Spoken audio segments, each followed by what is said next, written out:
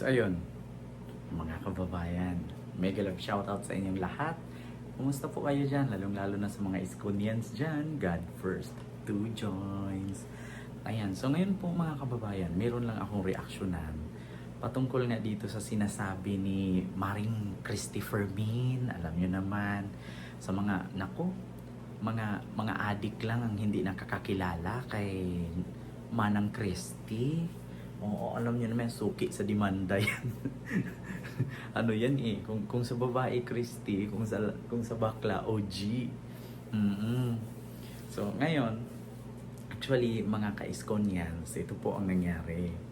Sabi ni Maring Christy Fermin, no, na ikakatalo daw ni Yorme Isko Moreno ang pagsama ni Mocha Oson sa kanya. Yan ang sabi ni Maring Christy Fermin. Naku po, totoo kaya? Totoo kaya na ikakatalo ni Yorme ang pagsama ni Mocha Oson sa kanya? Totoo ba, Maring Christy? Pakisabi po mga kababayan, mga ka-Iskonians. Sabi ni Maring Christy na ikakatalo daw, no, ni Yorme Isko Moreno ang pagsama ni Mocha Oson. Nako po. Totoo ba mga kababayan, mga taga Manila, no? Sabi niya dito, kasi kung pagbabasihan daw natin, ano daw ang tawag dito, yung nagawa ni Mocha para sa Manila na dapat iboto daw ng Manilenyo bilang congresswoman. Kasi actually ito si Christy Fermin kasi wala pa yung news na uuna na yan. Oo.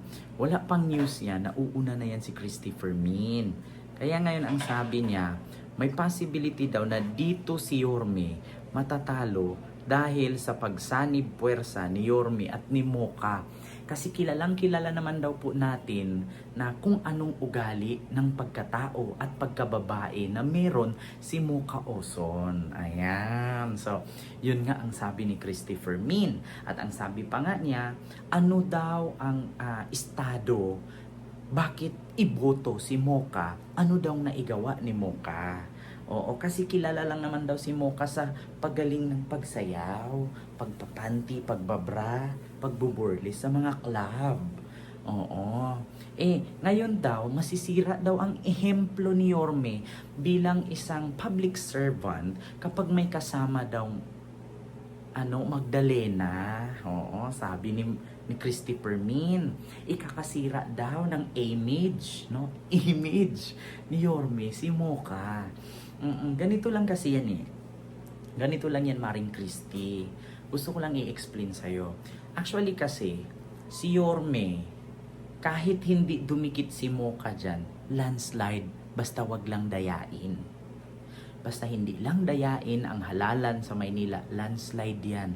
Alam niyo kung bakit, Maring Christy, may tanong ko lang sa'yo. Alangan naman na ang iboto ng Manilenyo or taga Manila ay katulad ng hinahangaan mo. Una, si Yorme kasi, may pera man yan o wala, mananalo yan. Alam niyo kung bakit? Sanay na ang tao. Subok na ang tao dyan. Nakikita kasi ng tao kung anong ginagawa ni Yorme Isko Moreno. Project, pasado. Trabaho, pasado. Quality bilang mayor, pasado. Kung ilaban mo si Erap dyan, nga. Kung ilaban mo si Hani dyan, nga. Bakit? Ano bang nagawa ni Erap at ni Hani nung sila naging mayor? Nga, di ba? So ngayon, kung pagbabasihan natin na ikakatalo ni Yorme yung pagsama ni Mocha sa kanya, huwag mong husgahan yung tao. Baka magulat ka. Maring Christy, na yung sinabi mo kay Mocha Oson na ikakatalo ni Yorme kapag sumama si Mocha, baka gawing inspiration ni Mocha yung sinasabi mo at mapapahiya ka. Oo, kasi alam ko na si Mocha ay taga 3rd District yan ng Maynila. So saan banda ba yung 3rd District? Nandiyan na yung Santa Ana, nandiyan na yung Pandacan, nandiyan na yung Quiapo. Oh, ngayon maitanong ko lang sa iyo, Maring Christy, sino ba ang ang representative ng 3rd District? Si Chowa. Ano bang nagawa ni Chowa? Baka magulat ka, Maring Christy. Ano bang nagawa ni Chowa nung siya ang representative ng 3rd District? At ang pagkakaalam ko, kung sakali na si Mocha Oson tatakbo bilang congresswoman ng 3rd District, talagang matalo si Chowa. Alam niyo kung bakit? Kung tatanungin mo lang Chowa versus Mocha, kung ako papipiliin, si Mocha naging PCOO yan ng dating Pangulong Duterte. 'Di ba? Pero si Chowa anong nagawa? Wala. Baka magulat ka kapag tumakbo si Mocha pagka-representative ng 3rd District ng Maynila at nagawa ni Mocha yung mga hindi nagawa ni Chowa. Oh, malaking kasampal yun sa pagmumukha mo, Maring Christy. Kaya wag, ang hilig mo kasi mang-judge. 'Di ba, Maring Christy? Wag agad manghusga. Antayin mo. Alangan naman, ibubuto mo si Mocha ngayon. Ang sabihin mo, paano nyo ibuto si Mocha Oson? Ano bang nagawa niyan sa Maynila? Ba't hindi mo itry itanong kung ano bang nagawa ni Chowa sa 3rd District? Hindi ako naninira ha. Ba't hindi mo itry na itanong kung anong nagawa ni Congressman Chowa sa 3rd District? Malamang sa malamang ngayon, si Mocha wala pang nagawa kasi hindi siya ang congressman or congresswoman. Diba? Kaya ang sabi niya, bakit niyo ibuboto yan? So anong rason? Anong capability niyan? Hindi pa naman congresswoman si Mocha. Antayin mo maging congresswoman para maipakita at masampal sa iyo ang proyekto magagawa niya. Lagi mong pagkatandaan, Christy Permin. Walang sumasama kay Isko na pinapahiya si Isko. Kasi alam niyo kung bakit? Si Isko mismo ang magpapahiya sa kanila kapag pumalpak sila. Di ba, huwag mong husgahan yung tao. Ikaw nga ang tagal mo na sa industriya na showbiz. Puro lang chismis ang gawa mo. Kaya nga patong-patong demanda sa'yo eh. Anong nagawa mo sa industriya ng showbiz? Bilang marites? Nakakatulong ba sa bayan yung pagiging marites mo? Nung binaha tayo, sa pagiging marites mo, may bigas bang dumating? Yung nagka-COVID-19, noong 2019, nagka-pandemic sa Maynila, dahil ba sa pagiging marites mo, nabubusog ang taong bayan? Natutulungan yung mga may COVID? Gumaling ba dahil sa pagmamarites mo? Wala. Di ba? Tapos ang lakas mong pumuna. Napakasimple lang yan, Maring Christy. Huwag mong husgahan yung tao. Hintayin mo na makagawa ng maganda. Huwag mo igaya sa'yo. Ang tagal-tagal mo na. Ang tagal-tagal mo na sa industriya ng showbiz. Pero hindi ka naman artista, hindi ka rin singer. Chismosa kang literal.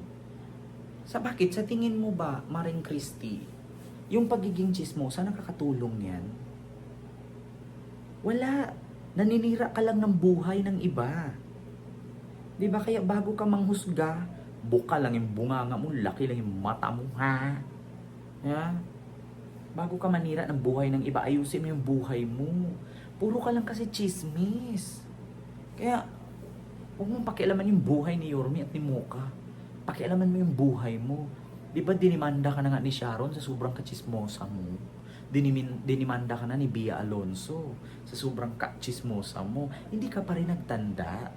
Huwag mong antayin na madimanda ka ng 1 billion cyber libel. Talagang nganganga ka. Puro ka puna sa buhay ng politisyan. No, anong nagawa nito? Anong nagawa? Ganyan, bakit ibuboto? Ikaw. Ano bang nagawa mo sa bayan? Puro paninira ng dignidad ng iba. Chinichismis mo yung buhay nila. Sinisiraan mo yung karir nila. Sinisira mo yung karir ng mga artista. Alam mo, sa totoo lang, Maring Christy, wala kang kwenta. Ewan ko kung bakit naging showbiz columnist ka. Wala namang kwenta yung pagiging columnist mo. Bakit wala kang itulong sa bayan? Sabihin natin, nagbabayad ka ng tax. Di ba?